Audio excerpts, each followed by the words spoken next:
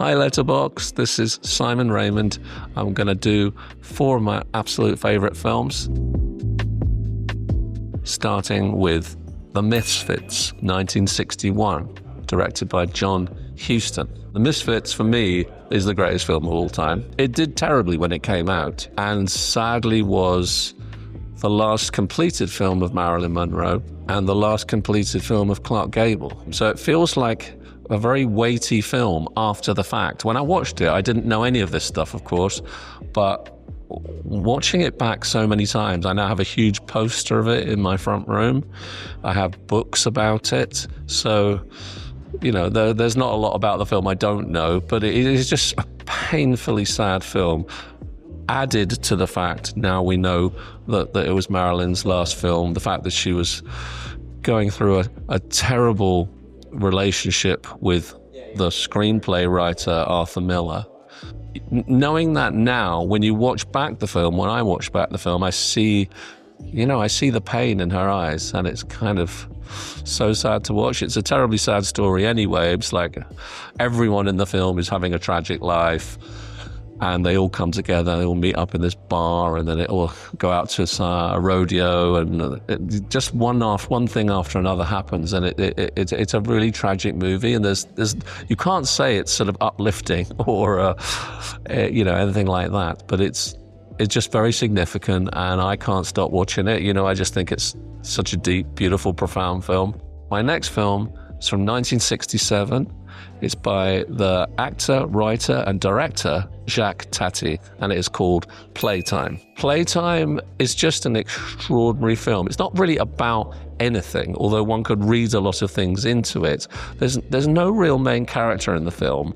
It's just a series of just crazy incidents. Jacques Tati's films are always, they're mostly silent. This does have some dialogue in it, but Jacques Tati himself, who is in the film as a character, the character he's most famous for, Monsieur Hulot, he doesn't really do an awful lot other than just be his usual bumbling self. But what is extraordinary about Jacques Tati's films is the camera stays static. Okay, so every shot is kind of like medium range. It's like a postcard. It's like a Bruegel painting. It's like all these amazing characters in the shot, but the camera doesn't move. So how does he achieve the energy? Well, it's just all from what happens inside the camera frame. I don't even know how he does it. It's total manic choreography. Next film is Martin Scorsese's After Hours from 1985. It's kind of a comedy, a screwball comedy, and I could have picked King of Comedy as well, another Scorsese film that's brilliantly funny. But After Hours for me is very unusual in the Scorsese canon, in that it's fast and frenetic. It's a movie about the day in the life of somebody, or really the night in the life of somebody, where everything goes horribly wrong. It's something where you just think, well, it's not going to get any worse, is it?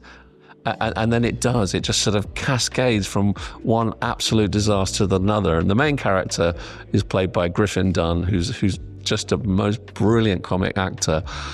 And there's all these wonderful cameos from people like Roseanne Arquette, from Terry Garr, from Catherine O'Hara in must have been one of her earliest roles.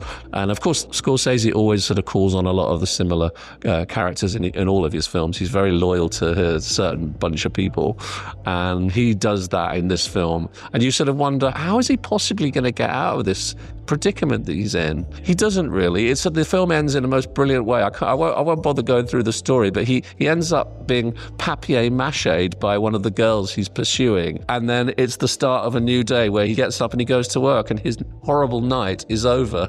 It's a really clever end to the night of chaos, but I think that's an absolute genius movie. My fourth choice is a film from 1986 by Bertrand Tavernier, and it's called Round Midnight. Now, I don't really like music films generally because my career is in the music business, and I often find I'm too critical of them and often don't enjoy them because I'm like, no, it's not really like that. But this film is really just the most beautiful film. It is a love letter to jazz predominantly. The film is lifted up by the music. The music is written by Herbie Hancock, and it's quite the most stunning film in terms of the score. And I think the reason it works so well in film is because all the performances in the film are live. And the story is a story of redemption, I suppose, because he's down on his luck. He's an old musician in New York. He can't really get any work. He's just playing really, shitty club gigs that nobody's coming to. And he's having trouble with his alcoholism. And this is the crux of the movie. And he decides just to go to Paris, just on a whim. I'm just going to go to Paris and hang out. Maybe I can find a new life for myself there. Maybe I can stop drinking. And he meets this young kid, and the younger kid takes the older man under his wing, brings him back to his house. So there's lots of these beautiful connections in the film. He's been taken under his wing by this guy and given a new chance of life, and he ends up going back to New York. And I won't spoil it for you what happens in the end, but it is a really beautiful movie. That it's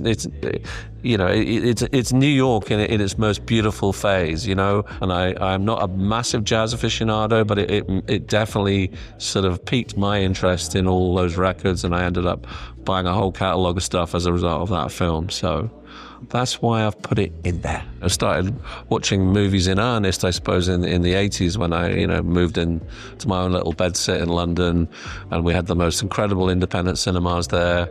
I wanted to pick those four because of the significance and how I can watch them repeatedly and never get bored of them. I could watch Die Hard a load of times at Christmas like everyone does, and it's always fun because you're not really watching it, sort of cooking, drinking, having chats and stuff. But these films, you have to watch every single frame, and that's why I picked them, I think, because they're they're too good not to mention.